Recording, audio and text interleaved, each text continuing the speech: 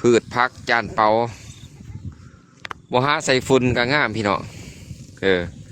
นี่ก็คือผู้จัดการส่วนตัวของจานเปาเนาะที่ว่าเพิ่นมาโหดผักเนาะแต่ว่าผักจานเปานี่โอ้ผักออร์แกนิกพี่น้องบ่ต้องใส่สารเคมีโหดน้ำซื่อๆก็งามเนาะ Hello my friend Hello. What's your name Lily. สุดีดี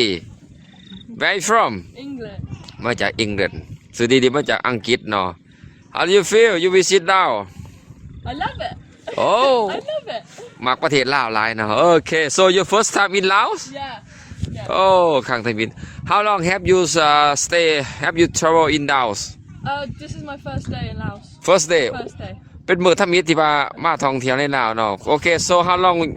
would you plan stay here 10 days. 10 มื้อมาพักยมจานเปา10 มื้อ Okay after here where you going Indonesia. Indonesia okay are you หลังจากพักอยู่น้ำจานเปาเที่ยวอยู่ในประเทศลาวหลังจากไปอินโดนีเซียเนาะ Okay so So. enjoy your stay here นี่ก็คือบรรยากาศยามแรงพี่น้องที่สวนออร์แกนิกจานเปาถือว่าสุดยอดหลายเนาะนี่ก็คือผู้จัดการคนใหม่ของจานเปาเนาะมาปลูกผักออร์แกนิกน้ำจานเปาพี่น้องสุดยอดหลาย